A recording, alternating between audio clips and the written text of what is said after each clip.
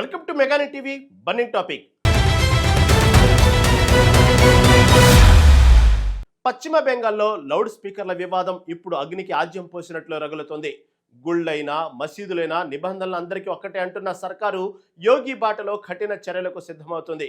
మరోవైపు పోలీస్ స్టేషన్పై రాళ్ల దాడి, మౌలానా వివాదాస్పద వ్యాఖ్యలతో రాజకీయం ఒక్కసారిగా వేడెక్కింది. అసలు ఈ లౌడ్ స్పీకర్ల రగడ ఎక్కడికి దారితీస్తుంది? ముస్లిం పెద్దల బెదిరింపులకు బెంగాల్ సర్కార్ నిజంగానే తలగ్గకుండా నిలబడుతుందా, లేదా ఈ వివాదం వెనుక మరో పెద్ద కుట్ర దాగుందా? Let's watch.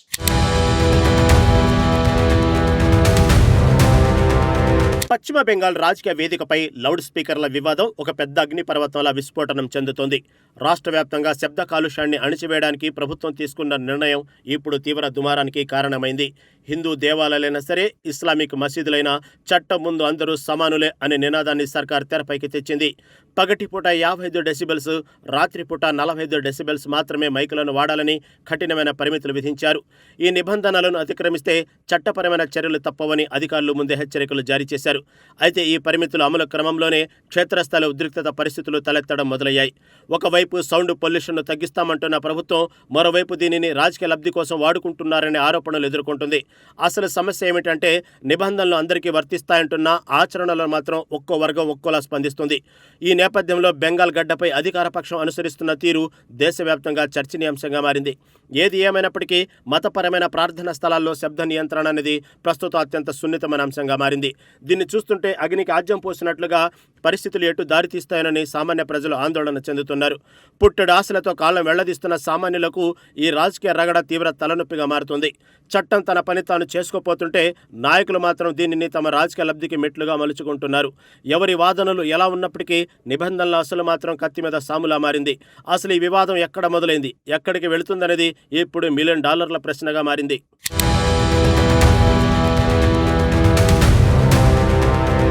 ఈ మొత్తం వివాదంలో సీఎం సువేందు అత్యంత దూకుడు ప్రదర్శిస్తూ రాష్ట్ర వ్యాప్తంగా సంచలనం సృష్టిస్తున్నారు. ఉత్తరప్రదేశ్ ముఖ్యమంత్రిగా యోగి ఆదిత్యనాథ్ విధానాలనే బెంగాల్ గడ్డపై అమలు చేసి తీరుతానంటూ ఆయన శపథం చేశారు. మసీదులైనా, గుళ్లైనా నిబంధనలు ఉల్లంఘిస్తే ఎలాంటి మొహమాటం లేకుండా కఠిన చర్యలు తీసుకోవాల్సిందేనని ఆయన డిమాండ్ చేస్తున్నారు. అల్లరి మోకల పట్ల ఎట్టి పరిస్థితుల్లోనూ దయ చూపాల్సిన అవసరమే లేదని ఆయన కుండ బద్దలు కొట్టేశారు. ఇటీవల జహంగీర్ మహల్లా పోలీస్ స్టేషన్పై జరిగిన దాడిని ఆయన తీవ్రంగా ఖండించారు. ప్రభుత్వ ఆస్తులను ధ్వంసం చేసి పోలీసుల మీదకు రాళ్లు రువ్విన వారి ఆస్తులను బుల్డోజర్లతో కూల్చివేయాలని ఆయన పట్టుబట్టారు.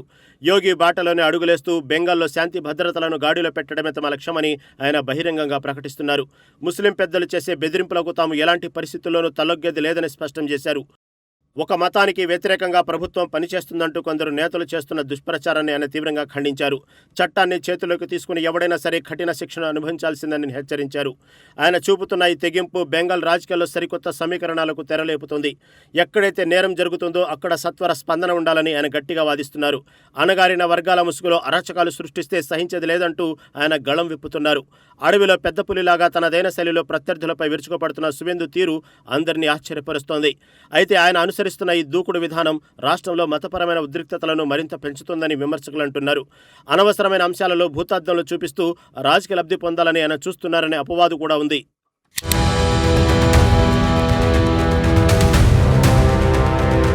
మరోవైపు ఈ లౌడ్ స్పీకర్ల వివాదం క్షేత్రస్థాయిలో తీవ్ర ఘర్షణలకు, అల్లర్లకు దారితీస్తోంది. పోలీసులు, మసీదు కమిటీ సభ్యులతో మైకుల తొలగింపుపై చర్చిస్తున్న తరుణంలోనే పరిస్థితి ఒక్కసారిగా చేయిదాటిపోయింది. ఆ చర్చలు జరుగుతున్న సమయంలో ఆందోళనకారులు గుంపులుగా వచ్చి పోలీసుల మీదకు దాడికి దిగారు. ఏకంగా పోలీస్ స్టేషన్పై రాళ్ల వర్షం కురిపించి అక్కడే ఉన్న పలు వాహనాలను ధ్వంసం చేశారు. ఈ అకస్మాత్తు దాడితో నివ్వరపోవడం పోలీసుల వంతైంది. పరిస్థితిని అదుపు చేయడానికి వారు తీవ్రంగా శ్రమించాల్సి వచ్చింది. అయితే ఈ ఘటనను కొందరు కావాలనే ఒక నిర్దిష్ట మతానికి వ్యతిరేకంగా ప్రభుత్వం తీసుకుంటున్న చర్యగా ప్రచారం చేయడం మొదలుపెట్టారు. మైనార్టీలను అణిచివేసే ప్రయత్నం జరుగుతుందంటూ మత పెద్దలు ప్రజలను రెచ్చగొట్టే ప్రయత్నాలు చేస్తున్నారని ఆరోపణలున్నవి. ఇటువంటి తప్పుడు ప్రచారాలను నమ్మి అమాయక ప్రజలు రోడ్లెక్కి అల్లర్లకు పాల్పడటం అత్యంత దురదృష్టకరం. శాంతియుతంగా చర్చల ద్వారా పరిష్కరించుకోవాల్సిన విషయాలను కొందరు కావాలనే రచ్చగా మారుస్తున్నారు. కాటికి కాళ్లు చాచిన తరుణంలో కూడా కొందరు మౌలాలను రెచ్చగొట్టే ప్రసంగాలు చేస్తూ సమాజంలో విద్వేషాలను నింపుతున్నారు. 50 కోట్ల మందిని చంపే వైరస్ ఇవ్వాలంటూ అల్లాను కోరానని ఓ మౌలానా చేసిన వ్యాఖ్యలు రాష్ట్రంలో కలకలం సృష్టించాయి. ఇటువంటి వివాదాస్పద వ్యాఖ్యలు పరిస్థితిని మరింత దిగజార్చడానికి ఆజ్యం పోస్తున్నాయి. శాంతి భద్రతలను కాపాడాల్సిన రక్షక భటుల మీదే దాడులు చేయడం అరాచకత్వానికి పరాకాష్ఠగా నిలుస్తుంది. పోలీసు వాహనాలను ధ్వంసం చేయడం ద్వారా రాజ్యాంగ వ్యవస్థపైనే వారు దాడికి తెగబడ్డారు. ఈ ఘటనల పట్ల రాష్ట్ర ప్రభుత్వం అత్యంత కఠినంగా వ్యవహరించాలని ప్రజలు కోరుతున్నారు.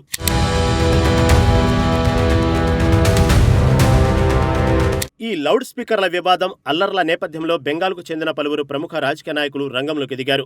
నౌషద్ సిద్దికీ, మహమ్మద్ షఫీక్ వంటి నాయకులు సువేందు అధికారికి వైఖరిని తీవ్రంగా తప్పుపట్టారు.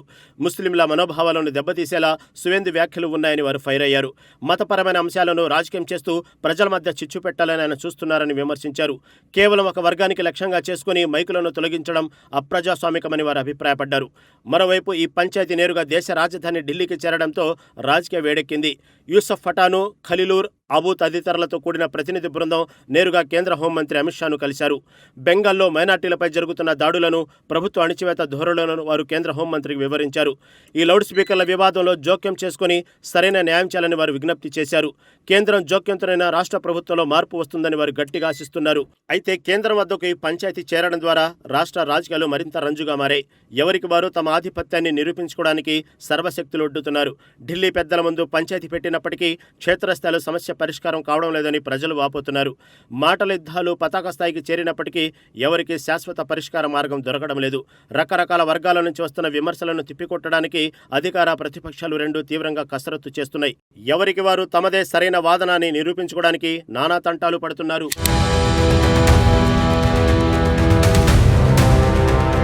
అన్ని వైపుల నుంచి విమర్శలు వస్తున్నప్పటికీ లౌడ్ స్పీకర్ల తొలగింపు విషయంలో వెనక్కి తగ్గేదే లేదని సర్కార్ తేల్చి చెప్పింది. ప్రతి గుడికి, ప్రార్థనా మందిరానికి ఒకే నిబంధన వర్తిస్తుందని అధికారులు మరోసారి స్పష్టం చేశారు. కేవలం మసీదులనే కాకుండా అన్ని ప్రార్థనా స్థలాల్లోనూ శబ్ద కాలుష్యాన్ని నియంత్రించడమే తమ ప్రధాన ఉద్దేశమని వెల్లడించారు. ఈ నిర్ణయం ద్వారా శబ్ద కాలుష్యానికి శాశ్వతంగా చెక్ పెట్టవచ్చని పర్యావరణవేత్తలు కూడా సమర్థిస్తున్నారు. పగటిపూట, రాత్రిపూట డెసిబల్స్ పరిమితిని ఖచ్చితంగా పాటించాలని ఆలయాలు, మసీదుల నిర్వాహకులకు ఆదేశాలు జారీ అయ్యాయి. అయితే ప్రభుత్వ నిర్ణయాన్ని వివాదం చేయాలని చూసే కొన్ని శక్తులు కావాలని అశాంతిని సృష్టిస్తున్నాయని అధికారులు ఆరోపిస్తున్నారు. సౌండ్ పరిమితులపై ప్రజలకు ముందే అవగాహన కల్పించేందుకు అధికారులు అనేక ప్రయత్నాలు చేసినా ఫలితం లేకుండా పోయింది. చట్టబద్ధమైన నిర్ణయాన్ని కూడా మతపరమైన రంగుపులమే పబ్బం గడుపుకోవాలని చూస్తున్న వారి ఆటలికపై సాగవని సర్కార్ హెచ్చరిస్తుంది. యోగి బాటలోనే అడుగులు వేస్తూ బెంగాల్లో కూడా కఠినమైన పరిపాలన విధానాన్ని తీసుకురావాలని సీఎం ప్లాన్ చేస్తున్నారు. ముస్లిం పెద్దల బెదిరింపులకు తలగ్గకుండా తనదైన మార్పును చూపించడానికి ఆయన రెడీ అయ్యారు. బెంగాల్ పాలిటిక్స్లో సరికొత్త చరిత్రను సృష్టించాలనే సంకల్పంతో ప్రభుత్వం ముందుకు సాగుతోంది.